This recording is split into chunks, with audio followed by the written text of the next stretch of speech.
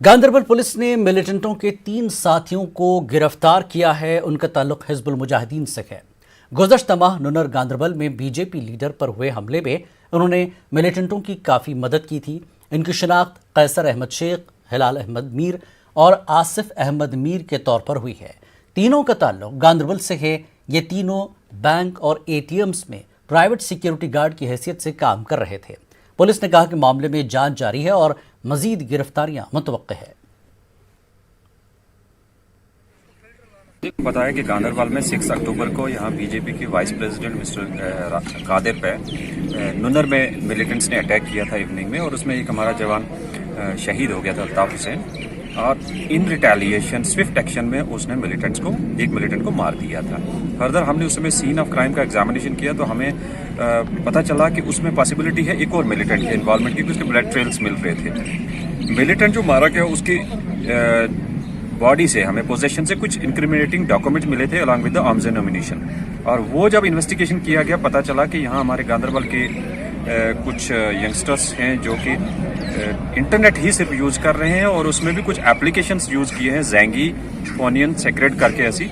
और उनको जब लाया गया, उनको इन्वेस्टिगेट किया, इंटरोगेट किया गया, और उसमें पता चला कि उन्होंने ही यहाँ बीजेपी के 5 डिफरेंट अधिकारियों को या वर्कर्स को या पोजीशन होल्डर्स को आइडेंटिफाई किया और पाकिस्तान में उनके नाम भेजे गए। और फिर वहाँ से प्लानिंग करके ये एचएम के प्लेटफॉर्म से एक अबू कासिम है कुलगाम का, उसने प्लान किया फर्दर आके यहाँ मिलिटेंट वहाँ से भेजे गए, एक लोकल यहाँ आदिल को इन्वॉल्व किया, देन उन्होंने इस पर अटैक किया। और इनका फ्रंट रोल रहा है, इन्होंने भी हबा कदल में जाके आर्म्स एम्यूनिशन इकट्ठा किया है, वो लिया है, 2 पिस्टल रिकवर हुई उनसे, उनके साथ में डेटोनेटर्स हैं और कुछ पाकिस्तान के फ्लैग्स हैं जो कि इन्होंने 27 अक्टूबर को डिस्प्ले भी किए हैं, फिर हटा के फोटोग्राफी पाकिस्तान में भेज दी। और ये सस्पिशियस एक्टिविटी इनकी 6 अक्टूबर को इवनिंग को भी मिली है और नेक्स्ट डे भी मिली है कि इनके फोन स्विच ऑफ हो जाते हैं, उसके बाद ये डेटा डिलीट कर देते हैं। और ये सारी चीजें जब हम इन्वेस्टिगेट किए हमें पता चला ये 3 जो इंडिविजुअल हैं, एक है केसर है सर्च का, एक आसिफ है सर्च का, और एक बर्न बुक कंगन का हिलाल है। ये तीनों जो है सिक्योरिटी गार्ड का काम करते हैं स्कीम्स में और वहाँ एटीएम मशीन्स पे।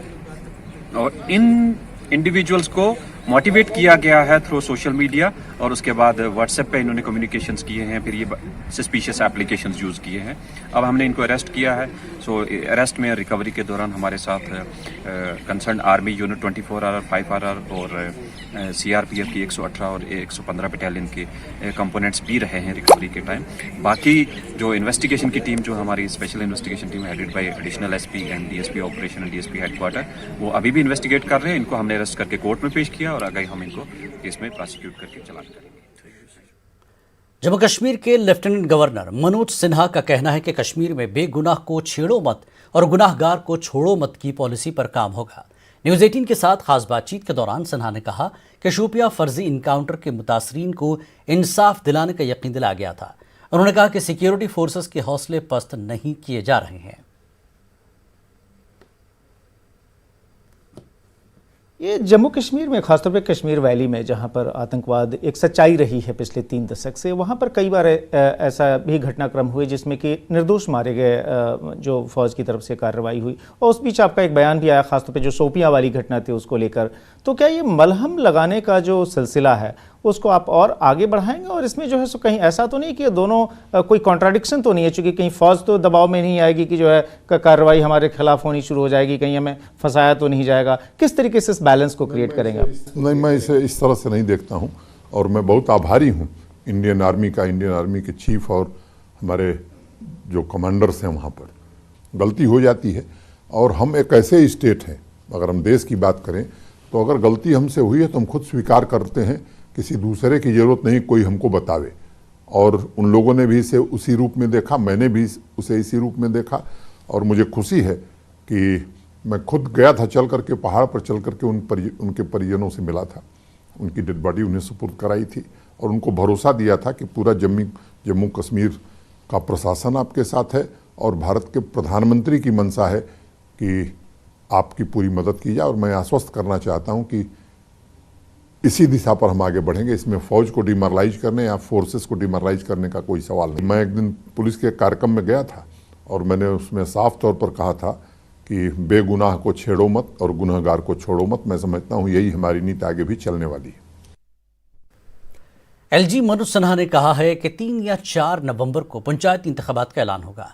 उन्होंने कहा कि पंचायती और बीडीसी नुमाइंदों का अब तामीर और तरक्की में अहम रोल होगा। देश में 3 टियर सिस्टम है। मैं नहीं जानता कि जम्मू कश्मीर को मरहूम रखा गया इस सिस्टम से जानबूझ करके या पता नहीं क्या है, लेकिन हमने अब 3 टियर सिस्टम वहाँ लागू कर दिया है। 73rd अमेंडमेंट जो कॉन्स्टिट्यूशन में हुआ 92 में, तो पार्लियामेंट में ये बात कही गई थी कि 3 टियर सिस्टम होगा देश के अनेक राज्यों में। अब 3 या 4 नवंबर को वहाँ घोषित होने जा रहे हैं चुनाव, तो पंच सरपंच, बीडीसी मेंबर और बीडीसी चेयरमैन और डीडीसी डिस्ट्रिक्ट डेवलपमेंट काउंसिल के मेंबर और उसके चेयरमैन, तो उनकी अहम भूमिका होने वाली है ग्रास रूट डेमोक्रेसी को मजबूत करने के लिए, जिले की प्लानिंग और डेवलपमेंट को आगे बढ़ाने के लिए। एलजी मनोज सिन्हा का कहना है कि अराजी कानून जम्मू कश्मीर की तरक्की में मील का पत्थर साबित होगा। न्यूज़ 18 के साथ खास बातचीत के दौरान उन्होंने कहा कि आज तक जम्मू कश्मीर की ज़रई व बागबानी पैदावार को बैनुल-अक़वामी मार्केट तक न पहुंचने देने की कोशिश हुई है। हाल में जो एक विवाद काफ़ी जम्मू कश्मीर में बढ़ा है और वो है ज़मीन से जुड़े कायदे कानून, जो नई व्यवस्था आपने की है। एक तरफ जो रोशनी एक्ट को जो है अबॉलिश किया गया, हाई कोर्ट का आदेश भी था।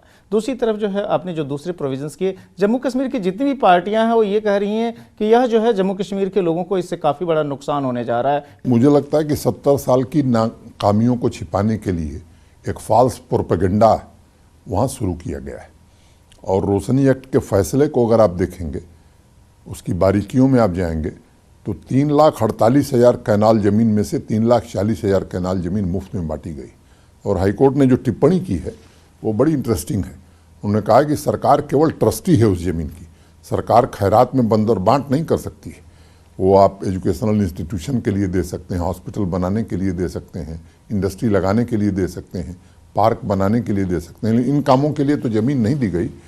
और रसूखदार लोग कौड़ियों के भाव जमीन लिए। मैं समझता हूं कि उस आलोक में अगर लैंड लॉ को देखेंगे तो मैं कहना चाहता हूं कि मोटे तौर पर 88% के आसपास ज़मीन जो है वो एग्रीकल्चरल लैंड है और उसमें 1 इंच ज़मीन किसी बाहरी व्यक्ति को नहीं मिलने जा रही। हाँ, ये सच है कि हम इंडस्ट्रियल स्टेट बनाना चाहते हैं, हम IT सिटी बनाना चाहते हैं, IT पार्क बनाना चाहते हैं, मेडिसिटी हम बनाना चाहते हैं। और इंडस्ट्री की जो पहली अनिवार्य शर्त है, मैं मानता हूँ कि वो है लैंड, और दूसरी है रॉ मटेरियल की availability.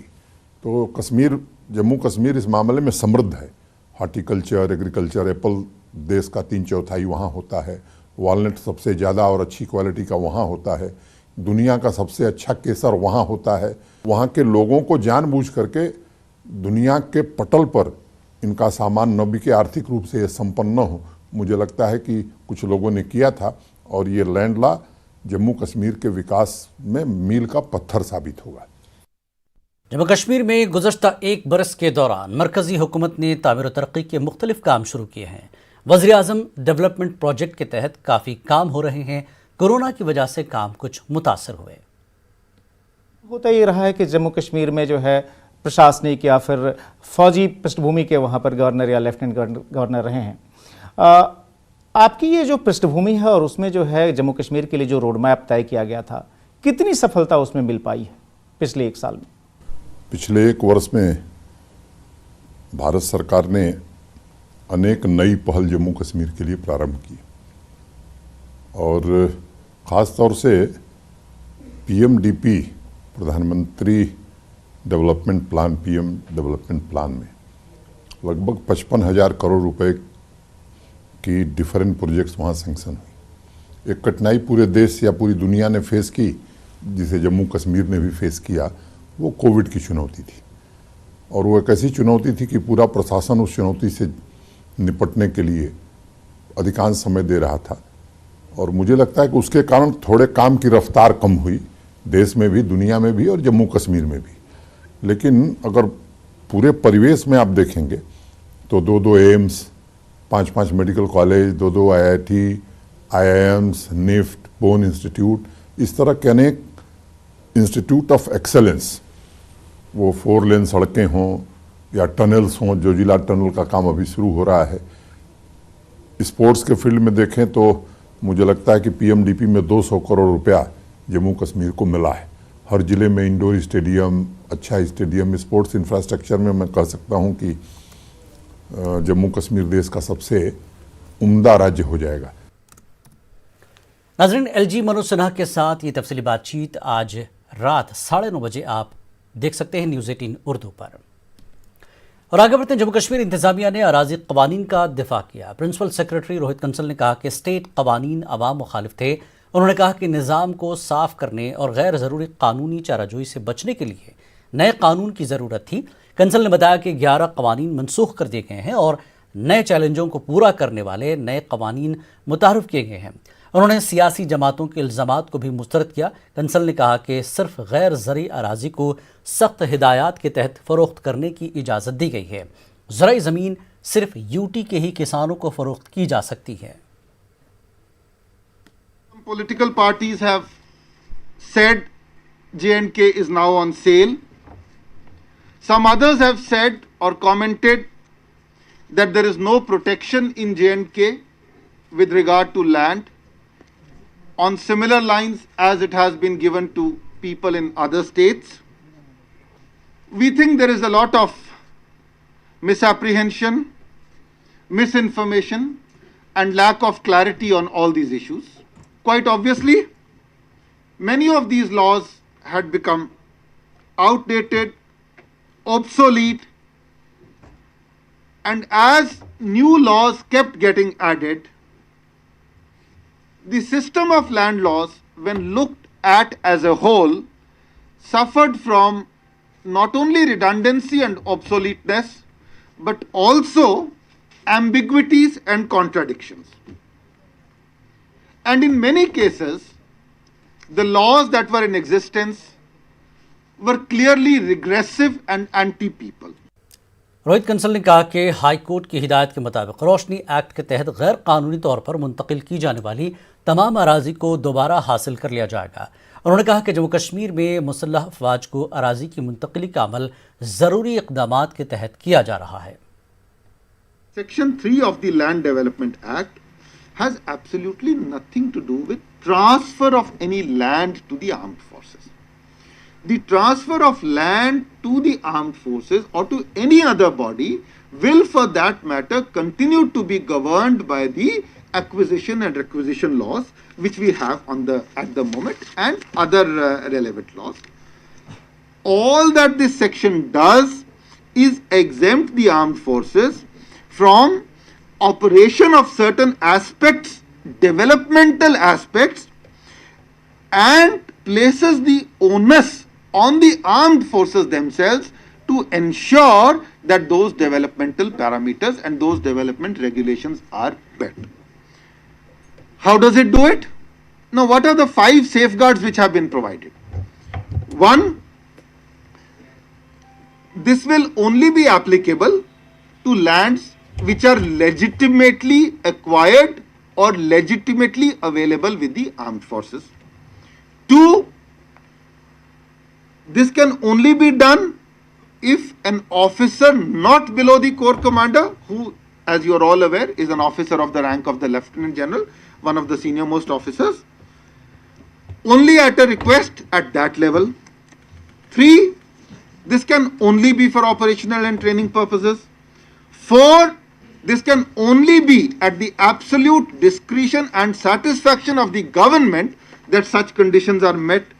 And 5, the government is free to impose such conditions and restrictions as it may like to do so in order to ensure that no guidelines, building permissions, rules are violated. All J&K panchayat conference ने तमाम 280 सीटों पर election लड़ने का ऐलान किया है। Conference ने यूटी के डिस्ट्रिक्ट डेवलपमेंट काउंसिलों के इलेक्शन में हिस्सा लेने का ऐलान किया है। पंचायत कॉन्फ्रेंस के सदर शफीक मीर ने एक प्रेस कॉन्फ्रेंस के दौरान इल्ज़ाम लगाया कि पंचायती राज एक्ट में तरमीम एक साजिश है और इसके तहत बेरोजगार सियासतदानों को एडजस्ट करना है। All Jammu and Kashmir panchayat conference की तरफ से DDC elections, district development council के जो 3rd टायर पंचायत के इलेक्शन सरकार करवाने जा रही है, उस हवाले से हमने ये फैसला किया है हमें ये खदशा है कि जो एक्ट के अंदर तरमीम की गई है वो एक साजिश के तहत पॉलिटिशियंस को हमारे इंस्टीट्यूशंस के अंदर घसेड़ने की कोशिश की जा रही है। उसको रोकने की खातर पंचायतों ने ये फैसला किया है कि हम तमाम 280 सीटें जो हैं टेरिटोरियल कॉन्स्टिट्यूंसीज की जो डिस्ट्रिक्ट डेवलपमेंट काउंसिल के लिए इलेक्शन हो रहे हैं उसमें तमाम 280 सीटों पर हम कैंडिडेट अपने खड़े करेंगे। जम्मू कश्मीर में आहिस्ता आहिस्ता कोरोना वायरस के मामलों में कमी देखने को मिल रही है। वहीं इस वबा से सेहतयाब होने वाले अफराद की तादाद में लगातार इजाफा हो रहा है। गुज़श्ता 24 घंटों में यूटी भर में मजीद 623 अफराद सेहतयाब हुए हैं। अब तक 88,140 अफराद सेहतयाब हो चुके हैं। जम्मू कश्मीर में अब 6,080 एक्टिव केसेस हैं। आज यूटी में मजीद 385 अफराद में कोरोना वायरस की तस्दीक हुई है। अब तक 95,710 अफराद कोरोना वायरस से मुतासिर हुए हैं। इस वबाई बीमारी से आज मजीद 8 लोगों की मौत हुई। कोरोना वायरस से मरने वालों की मजमूई तादाद अब बढ़कर 1490 हो गई है।